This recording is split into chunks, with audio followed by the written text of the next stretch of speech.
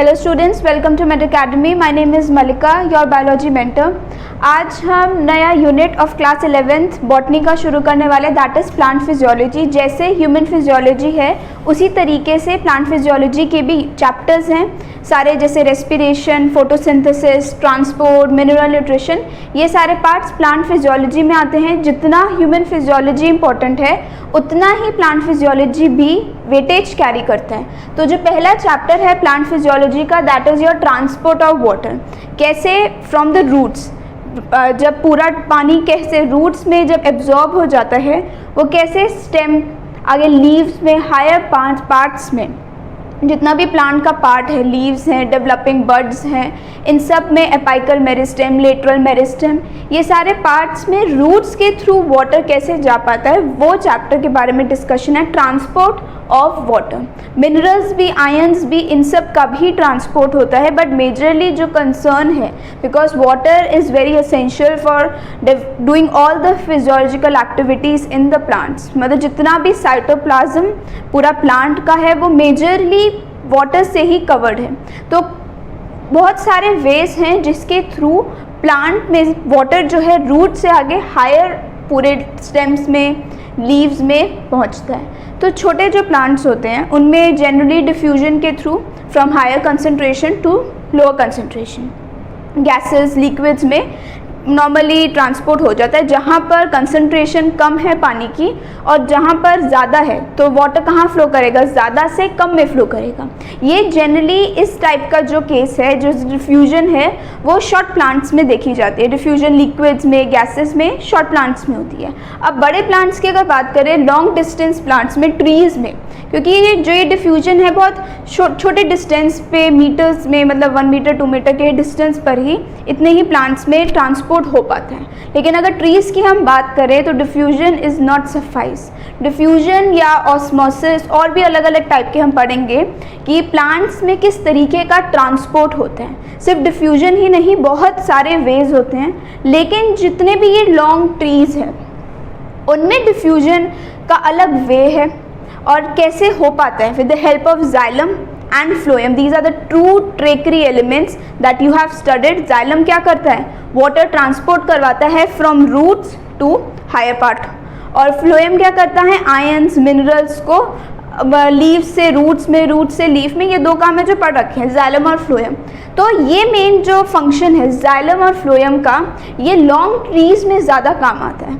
और उसी चीज़ को, जो transport of water in the long trees, in the long parts of the plant, with the help of what, tracheary elements. Tracheary elements या vascular system भी बोल सकते हैं।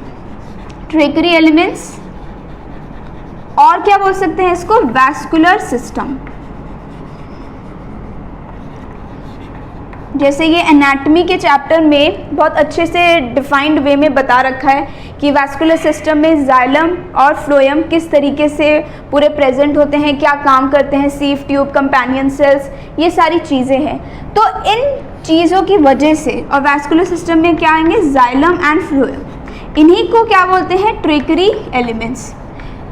इनकी वजह से, मतलब अगर शॉर्ट ट्रीज में जाइलम और फ्लोएम इतना ज़्यादा काम नहीं करते, जनरली क्या होगा, डिफ्यूजन के through he substances pass on हो जाएंगे। लेकिन जब लॉन्ग ट्रीज की अगर हम बात करते हैं तो ये जाइलम और फ्लोएम काम आते हैं, और इसी प्रोसेस को, जिसके थ्रू ट्रांसपोर्ट हो पाता है वाटर का, मिनरल्स का ट्रांसपोर्ट हो पाता है, इसी प्रोसेस को हम क्या बोलते हैं, ट्रांसलोकेशन।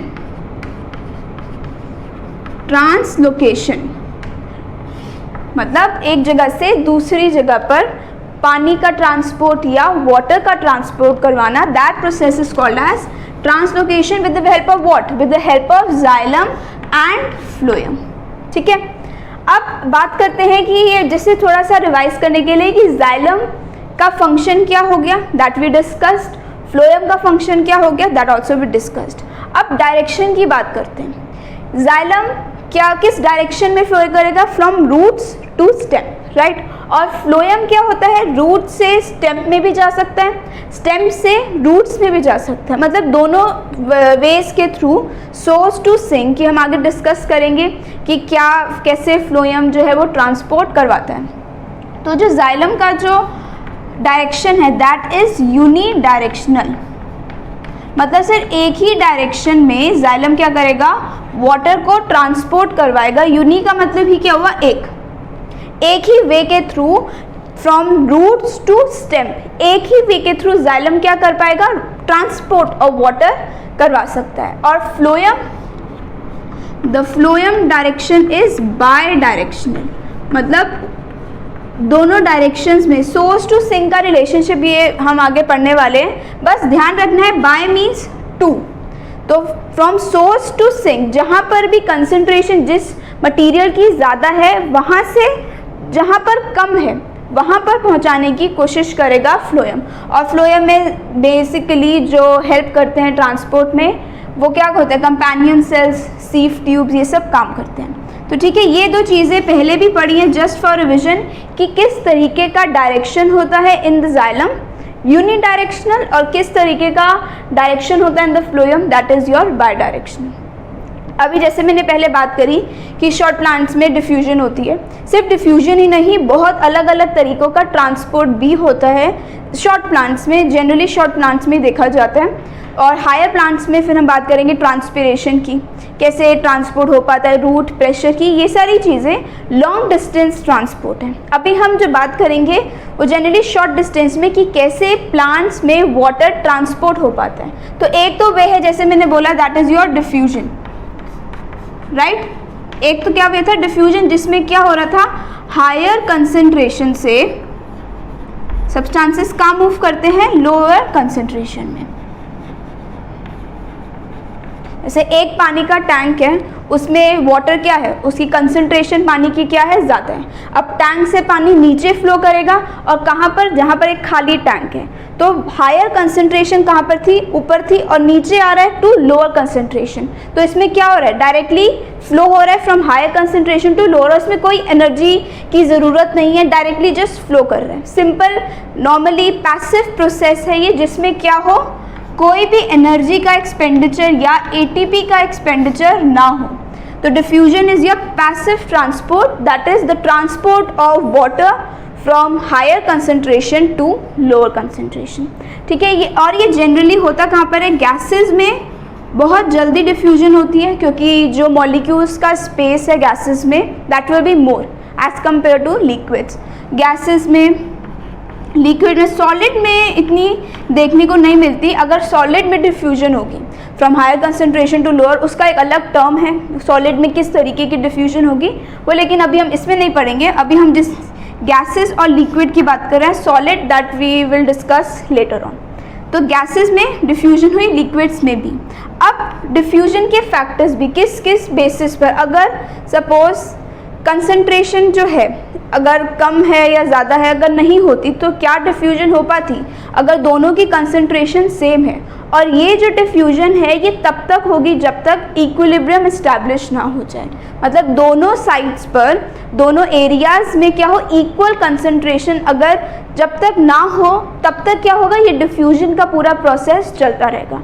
तो तब तक ये बहुत सारे जितने भी हर टाइप का जो ट्रांसपोर्ट है ये तब तक होता है जब तक इक्विलिब्रियम अचीव ना कर ले। तो इसमें जैसे टेम्परेचर, कंसंट्रेशन पर भी डिपेंडेंट है डिफ्यूजन। अगर कंसंट्रेशन ज़्यादा वेरी नहीं करेगी, अगर एक जगह पे हायर कंसंट्रेशन नहीं होगी या दूसरी जगह पर लोअर कंसंट्रेशन नहीं होगी तो डिफ्यूजन भी नहीं हो सकती। Permeability membrane, very important factor to determine diffusion. क्या मतलब हुआ, अगर जैसे रेस्पिरेशन में भी स्टडीड कि अगर बहुत थिन मेम्ब्रेन होगी तो ईजिली सब्सटेंसेस पास कर सकते हैं। एक जगह से अगर यहाँ दो सेल्स हैं या दो टिश्यूज़ कुछ भी हम ले लें, यहाँ पर कंसंट्रेशन ज़्यादा है, हायर कंसंट्रेशन है, और यहाँ पर कंसंट्रेशन कम है किसी भी सब्सटेंस की, यहाँ पर कंसंट्रेशन कम है। So what will happen, diffusion will take place from higher concentration to lower concentration. लेकिन अगर ये जो मेम्ब्रेन है अगर ये परमिएबल नहीं है, मतलब ये अलाउ नहीं करे अगर ट्रांसपोर्ट करवाना सब्सटेंसेस को एक जगह से दूसरी जगह, अगर ये अलाउ नहीं करे कि नहीं भाई ये ट्रांसपोर्ट नहीं हो सकता, तो क्या डिफ्यूजन यहाँ पर पॉसिबल है, नहीं। क्यों? क्योंकि परमिएबिलिटी भी बहुत ज़्यादा इम्पॉर्टेंट फैक्टर है मेम्ब्रेन्स में, कि क्या जो मेम्ब्रेन है वो अलाउ कर रहा है of diffusion of substances from higher concentration to lower concentration. तो बहुत ही इंपॉर्टेंट फैक्टर है to that depict the diffusion process की किस तरीके का होगा। और अगर मेम्ब्रेन थोड़ा थिक होगा तो डिफ्यूजन क्या होगी? कम हो पाएगी। क्यों? क्योंकि सब्सटेंसेस इजीली यहाँ से पास नहीं कर पाएंगे, राइट। प्रेशर भी एक फैक्टर है जो बताता है कि डिफ्यूजन कैसी होगी। अगर यहाँ पर मैं थोड़ा सा एक्सटर्नल प्रेशर डाल दूँ, यहाँ पे थोड़ा सा फोर्स डाल दूँ, तो डिफ्यूजन जो सब्सटेंसेस है वो ईजिली पास कर पाएंगे एक रीजन से दूसरे रीजन में, है ना। और अगर यहाँ पर कोई प्रेशर ना हो तो थोड़ा बहुत कंपैरेटिवली कम होगा। तो प्रेशर अगर ज़्यादा होगा तो डिफ्यूजन का रेट भी क्या होगा? ज़्यादा होगा। तो ये कुछ फैक्टर्स हैं जो बताते हैं कि किस तरीके का डिफ्यूजन होगा, कैसे हो सकती है। अगर ये सारे फैक्टर्स को इंक्रीज कर दिया जाए, कंसंट्रेशन अगर कम कर दी जाए तो डिफ्यूजन पे क्या इफेक्ट पड़ेगा, अगर मेम्ब्रेन की परमिएबिलिटी में कुछ चेंजेस कर दें तो डिफ्यूजन में क्या फ़र्क पड़ेगा। और जनरली सबसे ज़्यादा कहाँ पर होती है? ये गैसेस में डिफ्यूजन होती है। ये था पहला मीन ऑफ ट्रांसपोर्ट कि किस तरीके से सब्सटेंसेस एक जगह से दूसरी जगह जाते हैं। These are for short plants, ठीक है। दूसरा तरीके का डिफ्यूजन है that is called as facilitated diffusion. Facilitated diffusion, इसमें क्या होगा? डिफ्यूजन साइज पर भी डिपेंडेंट होती है कि अगर कुछ मॉलिक्यूल्स का साइज बड़ा है तो वो ईजिली पास ऑन नहीं कर पाएंगे फ्रॉम द मेम्ब्रेन, और अगर कुछ मॉलिक्यूल्स का साइज छोटा है तो वो पास ऑन ईजिली कर सकते हैं। अब फैसिलिटेटेड डिफ्यूजन में एक और फैक्टर है जिससे डिफ्यूजन हो पाएगी, that is your solubility in lipids.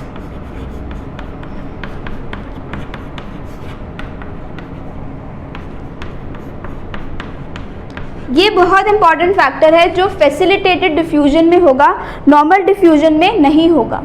अगर मॉलिक्यूल्स लिपिड में कंप्लीटली डिसॉल्व हो पा रहे हैं, कंप्लीटली डिसॉल्व्ड हैं, that means diffusion will occur faster as compare to ऐसे मॉलिक्यूल्स जो हाइड्रोफिलिक हैं, जो लिपिड्स को क्या करते हैं? रिपेल करते हैं। जो अट्रैक्ट कर रहे हैं लिपिड को, that will pass on easily from the membrane, और जो नहीं कर पा रहे, जिनकी क्या है? हाइड्रोफिलिक मोइटी है, जिनकी हाइड्रोफिलिक मोइटी, ये ध्यान रखना है कि इसी वजह से फैसिलिटेटेड डिफ्यूजन आता है। अगर नॉर्मल डिफ्यूजन हो रही होती तो सिंपल ये प्रोसेस था।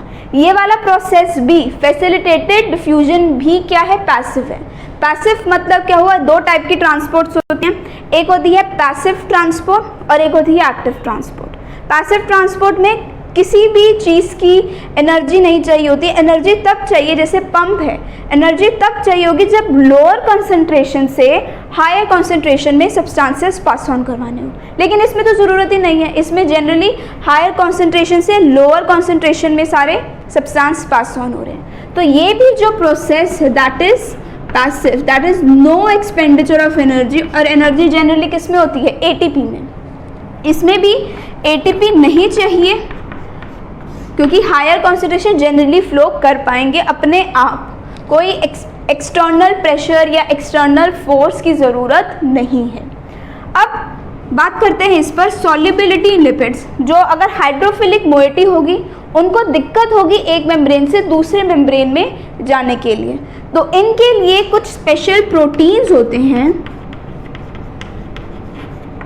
प्रोटीन्स प्रेजेंट होते हैं जो क्या करेंगे, मतलब ये ना बीच में ऐसे प्रेजेंट होंगे, आउटर मेम्ब्रेन और इनर मेम्ब्रेन के बीच में ये ऐसे प्रोटीन्स प्रेजेंट होंगे जो हेल्प कर पाएंगे ऐसे मॉलिक्यूल्स को जो लिपिड में सॉल्यूबल नहीं है, हाइड्रोफिलिक मोइटी है जिनमें, जो लिपिड्स को क्या करते हैं रिपेल कर पाएंगे। तो ऐसे मॉलिक्यूल्स में प्रोटीन्स की ज़रूरत होती है, that are called as porins. Proteins में अगर पोर्स प्रेजेंट होंगे तो ये क्या करेंगे, मॉलिक्यूल्स को एक जगह से उठाकर दूसरी जगह पर ट्रांसपोर्ट करवा पाएंगे। तो इस टाइप के डिफ्यूजन को फैसिलिटेट मतलब करवाया जा रहा है, डिफ्यूजन मतलब ट्रांसपोर्ट करवाया जा रहा है, that's why the term is called as facilitated. खुद नहीं हो रहा, करवाना पड़ रहा है, लेकिन एनर्जी भी एक्सपेंड नहीं हो रही है। Normally process simple higher concentration से लोअर में जा, लेकिन थोड़ा सा एफर्ट डालना पड़ रहा है, तो इस प्रोसेस को क्या बोलते हैं? Facilitated diffusion. समझ में आया कि क्या डिफरेंस है between diffusion and your facilitated diffusion. अब हम थोड़ा फैसिलिटेटेड के बारे में पढ़ेंगे।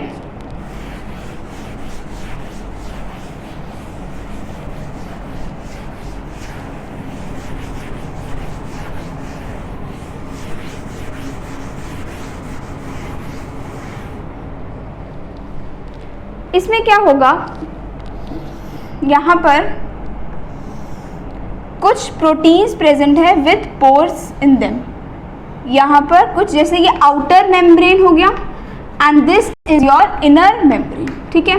अब यहाँ पर कंसंट्रेशन क्या है? ज़्यादा है, ये डिफ्यूजन का पार्ट ही। डिफ्यूजन में हाई कंसंट्रेशन से लोअर में जा रहे थे, है ये उसी का पार्ट। यहाँ पर क्या है? कंसंट्रेशन ज़्यादा है इन आउटर साइड, और यहाँ पर कंसंट्रेशन क्या है? कम है।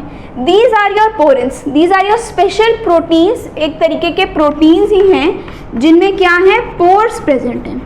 इस टाइप के पोर्स हैं ताकि ये क्या कर सकेगा, ये क्या करेगा, जो ये प्रोटीन्स प्रेजेंट हैं इस टाइप की डिफ्यूजन प्रोटीन्स की वजह से ही होगी। ये क्या करेंगे? यहाँ के जो ये मॉलिक्यूल्स हैं ये यहाँ पर आएंगे, यहाँ पर पहुँच गए, फिर ये मॉलिक्यूल्स आउटर मेम्ब्रेन से कहाँ ले आएंगे? इनर मेम्ब्रेन में, तो ये अंदर आ जाएंगे और ये नॉर्मल अपनी शेप में एज यूजुअल प्रेजेंट होंगे। तो इस टाइप की डिफ्यूजन को क्या बोला जाता है? फैसिलिटेटेड डिफ्यूजन, ठीक है। अब 3 टाइप्स के ये फैसिलिटेटेड डिफ्यूजन और होती है, that is your symport, uniport and antiport. इसमें क्या होगा? सिम्पोर्ट का मतलब क्या हुआ? यहाँ पर एक प्रोटीन है तो दूसरा यहाँ पर भी एक और प्रोटीन होगा, ये एक ही डायरेक्शन में फ्लो करवा रहे हैं, that is from outer membrane to inner membrane. एक ही डायरेक्शन में ये फ्लो हो रहा है, हायर कंसंट्रेशन से लोअर में जा रहा है, तो ये क्या हुआ? सिम्पोर्ट। एंटीपोर्ट में क्या होगा? एंटीपोर्ट में जैसे ये यहाँ जा रहा था ना, एक इस डायरेक्शन में जाके यहाँ चला जाएगा, ऑपोजिट डायरेक्शन में जाएगा। तो एंटीपोर्ट क्या था? आउटर मेम्ब्रेन से इनर मेम्ब्रेन में एक जाएगा, मतलब यहाँ पे अगर हायर कॉन्सेंट्रेशन हो गई इनर में तो वो क्या करेगा? दूसरा प्रोटीन इनर मेम्ब्रेन से आउटर मेम्ब्रेन में उस प्रोटीन को, उस मॉलिक्यूल को वापस पहुँचा देगा। तो ये हुआ एंटी। एंटी मतलब ऑपोजिट, दोनों की जो डायरेक्शन होगी, जो ट्रांसपोर्ट ऑफ प्रोटीन्स की जो दोनों की डायरेक्शन होगी, दैट विल बी ऑपोजिट। और सिम्पोर्ट में क्या हो रहा था? दोनों ही जो प्रोटीन्स हैं वो क्या कर रहे हैं? मॉलिक्यूल्स को आउटर सरफेस से इनर सरफेस में, मतलब इनर मेम्ब्रेन में लेकर जाएंगे। So this will be your symport. Uniport में क्या हुआ? सिर्फ एक ही प्रोटीन, सिंपल एक ही प्रोटीन है जो आउटर मेम्ब्रेन से इनर मेम्ब्रेन में सब्सटेंसेस को, मॉलिक्यूल्स को लेकर आ रहा है। सिर्फ यही, ये वाला काम करेगा, ये काम नहीं करेगा। यूनि मतलब एक। तो फैसिलिटेटेड डिफ्यूजन में ही ये 3 टाइप थे, symport, uniport and antiport. 2 type की डिफ्यूजन्स पढ़ी, facilitated diffusion and normal diffusion. Both the process were passive, कोई एनर्जी, कोई किसी चीज़ की ज़रूरत नहीं थी। 3rd टाइप का ट्रांसपोर्ट आता है, that is your active transport. Active का मतलब है क्या? समझ में आ रहा है? This needs energy. अभी जो 2 टाइप की diffusion, that was included under passive transport, कोई एनर्जी की ज़रूरत नहीं थी, सिंपल हायर टू लोअर जितने भी सब्सटेंसेस थे वो जा रहे थे। अब इसमें क्या होगा? लोअर कंसंट्रेशन से हायर कंसंट्रेशन में सब्सटेंसेस क्या होंगे? पास ऑन करेंगे। लोअर कंसंट्रेशन से हायर कंसंट्रेशन में, जैसे पंप करता है, नीचे से पानी को पंप क्या करेगा? ट्रांसपोर्ट करवाएगा, ऊपर तक तो टैंक्स भर पाएंगे। तो वही काम क्या हुआ? उसमें क्या हो रहा है? पंप की ज़रूरत पड़ रही है, एनर्जी, एक्सटर्नल एनर्जी की ज़रूरत पड़ रही है, ताकि ऑफकोर्स फोर्स लगेगा। नॉर्मल डिफ्यूजन में क्या हो रहा था? हायर कंसंट्रेशन से लोअर में जा रहा था, सिंपल प्रोसेस था, फ्लो हो रहा था। लेकिन इसमें क्या हो रहा है? थोड़ी बहुत एनर्जी तो देनी पड़ेगी ताकि मॉलिक्यूल्स क्या कर पाएँ? नीचे से ऊपर तक पहुँच पाएँ, राइट। तो it will need energy in the form of what? किस फॉर्म में एनर्जी ट्रांसपोर्ट होती है? एटीपी।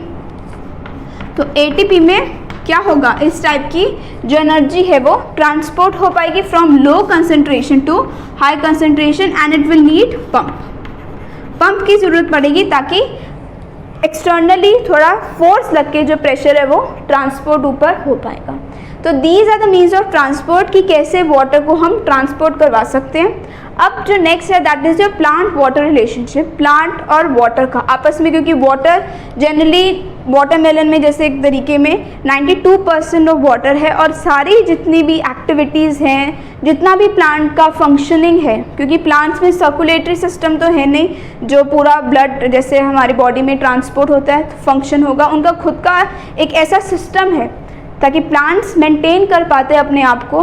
तो उनमें अब वाटर के साथ वो कैसे अपना रिलेशनशिप रखते हैं, that we will study plant water relationship.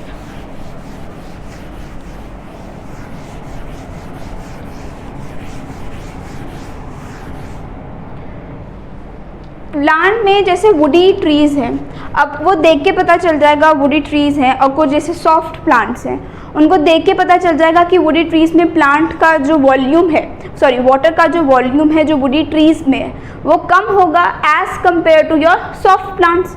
Of course ये बातें देखकर ही पता चल जाएगा कि कितना ज़्यादा वाटर की जो कंसंट्रेशन है प्लांट्स में। अगर वुडी ट्रीज़ हैं तो उनमें ऑफकोर्स ये बातें थोड़ा हार्ड होंगी, तो पानी की जो अवेलेबिलिटी होगी वुडी ट्रीज़ में वो थोड़ी कम होगी as compare to soft plants में जो पानी की अवेलेबिलिटी है वो ज़्यादा होगी। तब वाटर जो है फ्लो करेगा जिस तरीके से फ्लो करते हैं, वाटर के पास दो टर्म्स होती हैं, एक होती है काइनेटिक एनर्जी और एक होती है पोटेंशियल एनर्जी। हमें सिर्फ अभी काइनेटिक के बारे में बात करनी है। काइनेटिक का मतलब क्या, वाटर की जो मूवमेंट है, ऐसी एनर्जी जो मूवमेंट हो रही है किसी चीज़ की, दैट पोजेसेस काइनेटिक एनर्जी।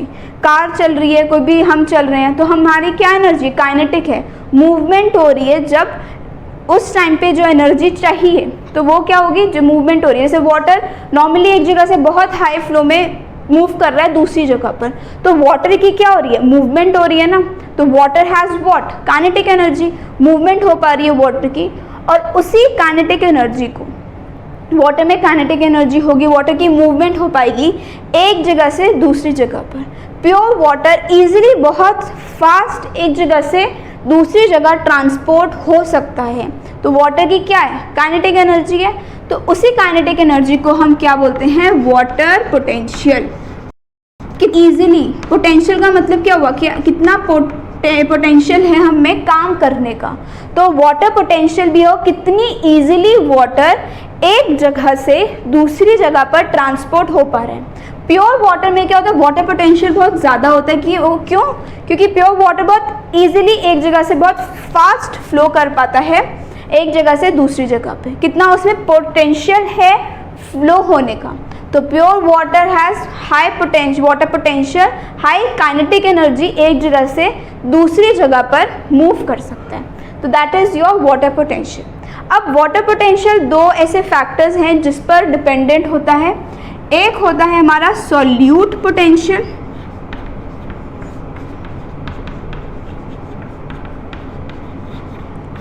या हाँ, एक दूसरा हो गया हमारा प्रेशर पोटेंशियल।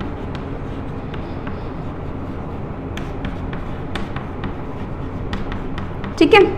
अब वाटर पोटेंशियल को एक यूनिट है, एक सिंबल है, that is called as psi. Psi PSI जैसे इस तरीके से बनता है। तो अगर पोटेंशियल में वाटर की बात कर रही हूँ तो वो क्या हो जाएगा, साई W। और अगर मैं पोटेंशियल सॉल्यूट की बात कर रही हूँ तो वो क्या हो जाएगा, साई S। और प्रेशर की अगर बात हो रही है तो साई P। तो ये सिंबल्स हैं और वाटर पोटेंशियल इन दो चीज़ों पर डिपेंडेंट होता है। कैसे डिपेंडेंट होगा, सॉल्यूट पोटेंशियल क्या करता है, वाटर पोटेंशियल को डिक्रीज करेगा, और प्रेशर पोटेंशियल क्या है, वाटर पोटेंशियल को इंक्रीज करेगा। तो सॉल्यूट पोटेंशियल नेगेटिव फैक्टर है जो क्या करेगा, वाटर पोटेंशियल को थोड़ा डिक्रीज कर देगा। और प्रेशर पोटेंशियल क्या है, पॉजिटिव फैक्टर है जो क्या कर देगा, वाटर पोटेंशियल को इंक्रीज कर देगा। और ये कैसे करेगा, क्या इनमें ऐसी चीज़ें होती हैं जिसकी वजह से वाटर पोटेंशियल में डिफ़र करता है। नॉर्मल पानी फ्लो कर रहा है, बहुत एक जगह हायर कंसंट्रेशन से लोअर कंसंट्रेशन में प्रॉपरली वाटर की मूवमेंट हो रही है, प्योर वाटर है, प्रॉपर मूवमेंट हो पा रही है। अगर मैं उसमें कुछ थोड़े बहुत सॉल्यूट्स ऐड कर दूँ, कुछ ऐसी चीज़ें ऐड कर दूँ जिसकी वजह से क्या होगा, थोड़ा पानी एकदम से, जैसे अगर पानी में मैं थोड़े पत्थर ऐड कर दूँ, थोड़े वो जैसे राफ्ट टाइप बनता है वो ऐड होते हैं, तो पानी उसमें क्या हो रहा है, जैसे राफ्ट अगर रिवर में बात कर देखी जाए, नॉर्मल पानी फ्लो कर रहा है रिवर में, जैसे ही पत्थर आएंगे तो क्या होगा, थोड़ी बहुत जो स्पीड है वो क्या हो जाएगी, रुक जाएगी, उसमें से पास ऑन करके पानी फिर आगे ट्रांसपोर्ट होगा, थोड़ा बहुत ऐसा इफेक्ट आएगा जिसकी वजह से वाटर की जो काइनेटिक एनर्जी है वो क्या हो जाएगी, डिक्रीज हो जाएगी, वाटर इजीली मूव ऑन नहीं कर पाएगा। अगर मैं जैसे वाटर एक मेम्ब्रेन से दूसरे मेम्ब्रेन में ट्रांसपोर्ट करवा रही हूँ, वाटर इजीली ट्रांसपोर्ट हो रहा है, लेकिन अगर मैंने उसमें कुछ मटेरियल ऐड कर दिया, कुछ सॉल्यूट्स ऐड कर दिए, तो क्या होगा, वाटर का जो स्पीड है, क्योंकि उसमें ऑलरेडी थोड़े बहुत सॉल्यूट्स ऐड हैं, जो वाटर मॉलिक्यूल्स के जो स्पेसिस थे ना उसमें सॉल्यूट्स ऐड हो चुके हैं, तो वो जो एडिशन हुई है, जो सॉल्यूट्स वाटर मॉलिक्यूल्स में ऐड हुए हैं, वो क्या करेंगे, वाटर पोटेंशियल को क्या कर देंगे, डिक्रीज कर देंगे, वाटर की काइनेटिक एनर्जी क्या हो जाएगी, थोड़ी कम हो जाएगी, जिसकी वजह से क्या होगा, वाटर बहुत फास्ट फ्लो नहीं कर पाएगा जितना प्योर वाटर में फ्लो कर पा रहा था। ये डिफरेंस बहुत ज़रूरी है कि सॉल्यूट पोटेंशियल कैसे वाटर पोटेंशियल को डिक्रीज करता है, अगर एडिशन हो जाएगी उसकी काइनेटिक एनर्जी क्या हो जाएगी, कम हो जाएगी, ये एक चीज़ है। और प्रेशर पोटेंशियल क्या कर रहा है, वाटर पोटेंशियल को इंक्रीज करवा रहा है। अब ये कैसे इंक्रीज करवाएगा, एक जगह पर जैसे एग्जाम्पल दिया था, अगर मैं एक जगह पर बहुत ज़्यादा प्रेशर पानी को दूं कि वो पानी फ्लो कर सके, तो प्रेशर अगर ज़्यादा पानी को मिल रहा है, बहुत ज़्यादा ऊपर से हाई प्रेशर में पानी फ्लो कर पा रहा है, तो काइनेटिक एनर्जी क्या हो रही है, वाटर की जो काइनेटिक एनर्जी है वो क्या हो रही है, वो इंक्रीज हो रही है। क्यों, क्योंकि एक्सटर्नल प्रेशर मिल रहा है ना, अगर वो पानी का जो प्रेशर है वो है, उससे ज़्यादा मैंने प्रेशर दिया अगर पानी को, तो क्या होगा, उसका जो मूवमेंट है, जो वाटर की जो मूवमेंट है, जो काइनेटिक एनर्जी है, वो क्या होगी, ऑफ कोर्स सी बात है कि वो इंक्रीज ही होगी। तो क्या करेगा, वाटर पोटेंशियल को इंक्रीज करेगा। अगर जो पानी का जो प्रेशर है उससे ज़्यादा पोटेंशियल अगर पानी को मिलता है, उससे ज़्यादा प्रेशर अगर पानी को मिलता है, तब ही वाटर पोटेंशियल क्या है, इंक्रीज होगा। सॉल्यूट पोटेंशियल में addition of solutes will make the water move slow, तो काइनेटिक एनर्जी क्या हो जाएगी, स्लो हो जाएगी। तो इसी का एक फॉर्मूला है, psi W is equal to, दो फैक्टर्स पर डिपेंडेंट है वाटर पोटेंशियल, कौन कौन से, एक है psi S that is your solute potential, और दूसरा क्या है psi P that is your pressure potential. तो दो चीज़ों पर वाटर की पोटेंशियल की डिपेंडेंसी होगी, राइट। अब हमने जैसे पूरा ट्रांसपोर्ट की बात करी, दूसरा एक और तरीके का ट्रांसपोर्ट भी है, वाटर की जो मूवमेंट है वो हो पाती है, उसको बोलते हैं हम ऑस्मोसिस। ऑस्मोसिस पढ़ा होगा कि ट्रांसपोर्ट ऑफ वाटर या dependent upon the concentration gradient from a permeable membrane. मतलब क्या हुआ इसका, transport of substances from higher concentration of solutes, ये ध्यान रखना है, वाटर का कंसंट्रेशन नहीं, सोल्यूट्स का कंसंट्रेशन। अगर एक जगह पर अगर सोल्यूट का कंसंट्रेशन ज़्यादा है और दूसरी जगह सोल्यूट का कंसंट्रेशन कम है, so water will flow from higher concentration of solutes to the region of lower concentration of solutes. Diffusion में क्या हो रहा था, नॉर्मल वाटर की बात हो रही थी, higher concentration to lower concentration. Osmosis में भी यही चीज़ है, higher concentration of solutes to lower concentration, but इसमें क्या हो जाएगा, through a thin permeable membrane. This will happen through a thin permeable membrane, ठीक है। ऑस्मोसिस में बस ये डिफरेंस है, और ऑस्मोसिस दो चीज़ों पर डिपेंडेंट होती है, कंसंट्रेशन ग्रेडियंट पे और प्रेशर ग्रेडियंट पे। जैसे अगर यहाँ पर सॉल्यूट्स बहुत ज़्यादा है तो यहाँ पर सॉल्यूट की कंसंट्रेशन ए पार्ट में क्या होगी, ज़्यादा है, और यहाँ पर सॉल्यूट की कंसंट्रेशन कम है तो सॉल्यूट्स की मूवमेंट होगी, ना कि वाटर की मूवमेंट होगी। डिफ्यूजन में क्या होता है, वाटर भी मूव कर रहा था from higher concentration to lower concentration, लेकिन ऑस्मोसिस में क्या होगा, सॉल्यूट्स की मूवमेंट होगी। सॉल्यूट की कंसंट्रेशन ए पार्ट में ज़्यादा है, कंसंट्रेशन यहाँ ज़्यादा है, तो जो कंसंट्रेशन जो सॉल्यूट्स होंगे वो ए टू बी मूव करेंगे from the region of higher concentration to the region of lower concentration. तो सॉल्यूट्स की मूवमेंट इस तरीके से होगी with the help of thin permeable membrane. ये बहुत ज़्यादा इंपॉर्टेंट फैक्टर है ऑस्मोसिस का। डिफ्यूजन में ज़रूरी नहीं है कि मेम्ब्रेन हो, नॉर्मली एक जगह से दूसरे में भी ट्रांसपोर्ट होते हैं, लेकिन ऑस्मोसिस में थिन परमिएबल मेम्ब्रेन होगी ही होगी। दूसरी चीज़ जो ऑस्मोसिस में, एक तो हो गया कंसंट्रेशन ग्रेडियंट, जैसे हमने बात करी from higher concentration to lower. दूसरी चीज़ आती है प्रेशर ग्रेडियंट, प्रेशर पर भी ऑस्मोसिस डिपेंडेंट होती है।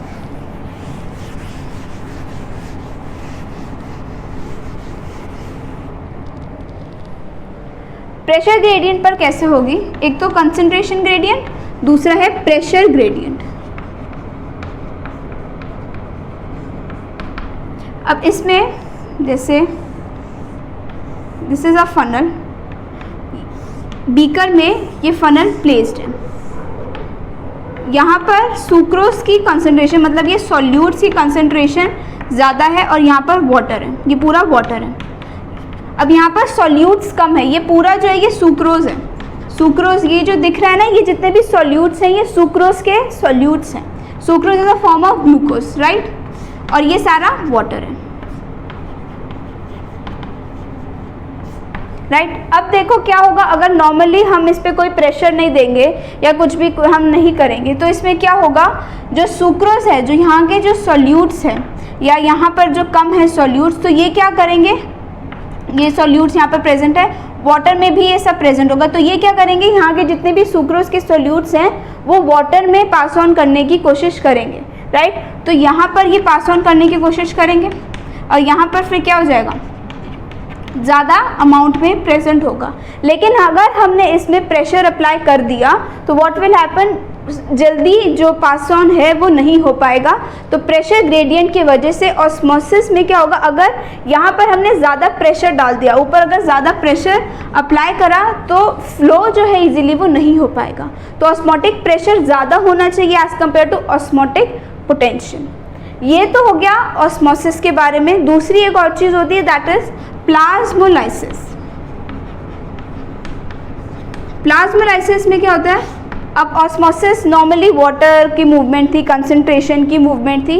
प्लाज्मोलाइसिस में प्लांट सेल किस एनवायरनमेंट में, जो प्लांट सेल का जितना एनवायरनमेंट प्रेजेंट है, वाटर में जो भी एनवायरनमेंट है, कैसे वो सर्वाइव करता है, कैसी उसकी कंडीशन होती है, उस कंडीशन को हम क्या बोलते हैं, plasmolysis. Plant cell that is dependent upon the external environment that is water, कैसे सर्वाइव करता है। अगर पानी बाहर ज़्यादा है तो सेल की कंडीशन कैसी होगी, पानी अगर बाहर कम है तो सेल की कंडीशन कैसी होगी, तो that condition is called as plasmolysis.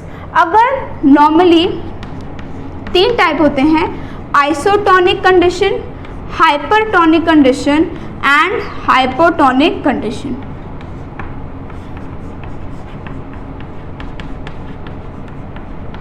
Isotonic में क्या हुआ, जब बाहर का एटमॉस्फेयर पानी जो है और अंदर का जो भी जितना भी वाटर कंटेंट है वो क्या होगा, नॉर्मल रहेगा, मतलब इक्विलिब्रियम मेंटेन रहेगा। ये जितने भी सारे प्रोसेस हैं ये इक्विलिब्रियम मेंटेन करने के लिए ही हो रहे हैं। तो बाहर का जो एटमॉस्फेयर है, बाहर का जो पानी का कंसंट्रेशन है और अंदर का, जैसे प्लांट सेल में, यहाँ पर प्लांट सेल है, बाहर का जो कंसंट्रेशन है और अंदर का पानी का कंसंट्रेशन है वो सेम है, they both are in equilibrium.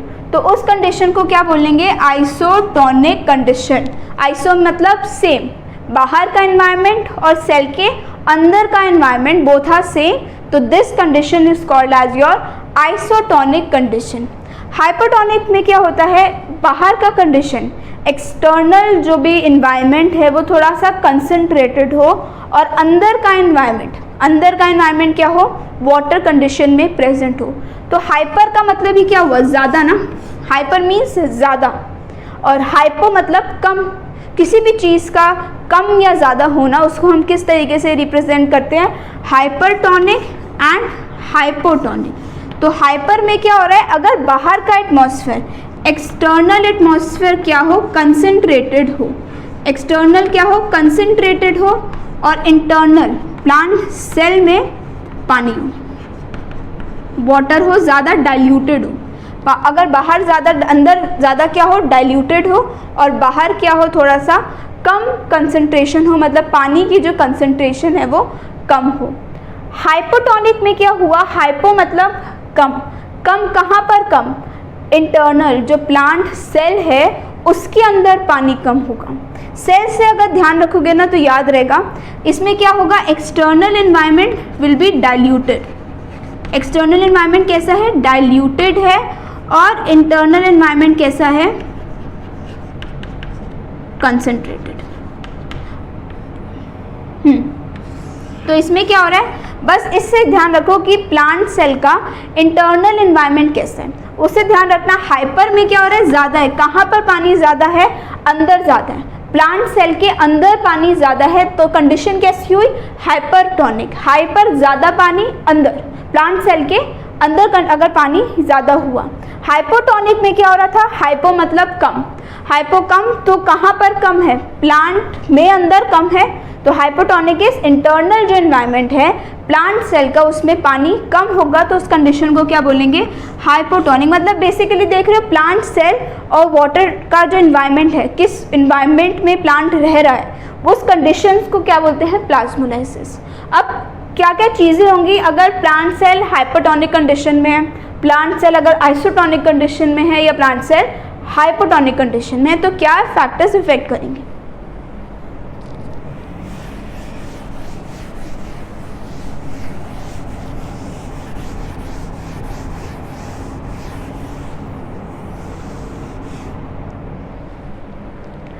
Isotonic condition में जैसे यहाँ पर एक्सटर्नल एनवायरनमेंट है, यहाँ पर प्लांट सेल प्रेजेंट है, आइसोटोनिक में कोई चेंजेस नहीं होंगे, यहाँ पर भी नॉर्मल, अंदर प्लांट में भी जो प्लांट सेल है उसके अंदर भी वाटर जो है वो बैलेंस्ड है एज कम्पेयर टू जो एक्सटर्नल एनवायरनमेंट है। तो इस टाइप के सेल को क्या बोलते हैं, फ्लैसिड।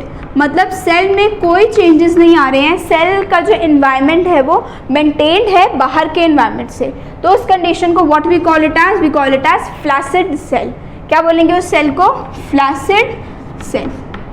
अब बात करते हैं हाइपरटोनिक की। हाइपरटोनिक में क्या था, हाइपर मीन्स ज़्यादा, कहाँ पर ज़्यादा, अंदर, सेल के अंदर जो वाटर का है वो क्या होगा, ज़्यादा होगा। बुक में लिखा होगा हाइपरटोनिक एक्सटर्नल एनवायरनमेंट कंसंट्रेटेड है, बट याद अगर रखना है, याद रखना है तो इंटरनल से रखना है कि जो इंटरनल वाटर है वो इंटरनल जो सिस्टम है प्लांट का दैट इज डाइल्यूटेड, तो उससे क्या बोलेंगे, हाइपरटोनिक। हाइपरटोनिक में पानी अंदर ज़्यादा होगा, अंदर ज़्यादा है, और यहाँ पर पानी क्या है, कम है। तो पानी अगर बाहर ज़्यादा है और अंदर ज़्यादा है, बाहर कम है, तो पानी क्या करेगा, मेंटेन करने के लिए, इक्विलिब्रियम मेंटेन करने के लिए थोड़ा सा वाटर बाहर निकल जाएगा सेल से। और अगर पानी बाहर निकल रहा है तो सेल क्या श्रिंक होगा या स्वेल होगा। अगर कोई चीज़ अंदर आती है, पानी है बॉडी में अंदर आ रहा है, तो ऑफ कोर्स सी बात है बॉडी का जो पार्ट है दैट विल स्वेल अप।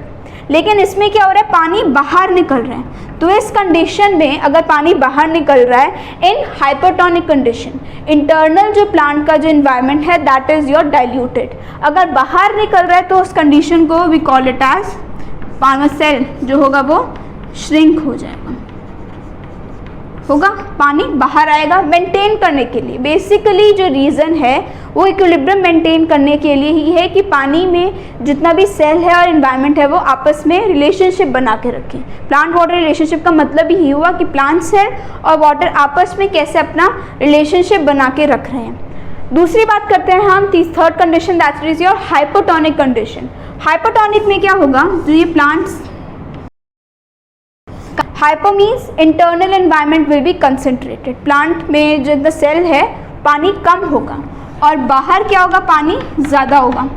तो बाहर अगर ज़्यादा है और अंदर अगर कम है, अगर डिफ्यूजन हुई तो कहाँ से होगी, बाहर से अंदर होगी। पानी कहाँ आएगा, अंदर आएगा। इस कंडीशन में क्या हो रहा था, पानी बाहर जा रहा था, क्योंकि अंदर बहुत ज़्यादा था और बाहर कम। डिफ्यूजन की वजह से क्या हुआ, बाहर निकल गया तो सेल विल श्रिंक। और इसमें क्या होगा, बाहर पानी ज़्यादा है और अंदर कम है, तभी हाइपोटोनिक है ना। तो इस कंडीशन में क्या होगा, स्वेल हो जाएगा, जो सेल है दैट विल स्वेल। और पानी अंदर अगर आ रहा है तो ये जो पानी है ना, ये सेल वॉल पे प्रेशर देगा। प्रेशर होगा तभी सेल क्या करेगा, इंक्रीज अपना साइज कर पाएगा। प्रेशर जितना भी सेल वॉल पे पड़ेगा ना, ये प्लांट सेल है, इसके प्रेशर सेल वॉल के अंदर पड़ेगा, पूरा पानी बाहर इसकी साइड पर आएगा, तभी सेल का साइज बढ़ जाएगा। तो जो प्रेशर पड़ रहा है पानी का इसके अंदर, उस प्रेशर को हम बोलते हैं टर्गर प्रेशर। टर्गर प्रेशर या साई पी। और यही प्रेशर रिस्पॉन्सिबल है जो सेल की एनलार्जमेंट होती है, सेल की डेवलपमेंट होती है, just because of turgor pressure. अगर हाइपोटोनिक कंडीशन है तो टर्गर प्रेशर तभी होगा। हाइपोटोनिक कंडीशन में क्या हो रहा था, cell will shrink. Hypotonic condition में cell will swell just because of turgor pressure. Pressure पड़ेगा सेल वॉल्स पे और जितना प्रेशर बढ़ता जाएगा सेल का जो साइज है वो क्या हो जाएगा, इंक्रीज हो जाएगा। और यही जो रीज़न है ये क्या करेगा, सेल की डेवलपमेंट में हेल्प करेगा, सेल की डेवलपमेंट हो पाएगी, राइट। तो this was the condition of plasmolysis. हमने अभी तक सारा जो बात करी है ना वो लिक्विड में बात करी है या गैसेस के प्रोस्पेक्टिव से बात करिए कि कैसे कंसंट्रेशन जो है पूरा फ्लो करेगा। अब सॉलिड में भी डिफ्यूजन होती है, जैसे मैंने पहले बताया था कि डिफ्यूजन का जब हमने पढ़ा मीन्स ऑफ ट्रांसपोर्ट में, we studied about diffusion that was occurring in solid, in gases as well as in liquid. लेकिन डिफ्यूजन सॉलिड्स में भी होती है, सॉलिड में भी होती है। और उस प्रोसेस को जब डिफ्यूजन सॉलिड में हो, that process is called as imbibition. उस प्रोसेस को हम बोलते हैं, बस नाम डिफरेंट दे दिया, काम सारा वही है, इम्बिबिशन। जब डिफ्यूजन कहाँ पर हो, सॉलिड में हो। Generally diffusion was occurring in gases and liquid, but अगर सॉलिड में होगी जैसे सीड में, ड्राई वुड में भी तो पानी की ज़रूरत है।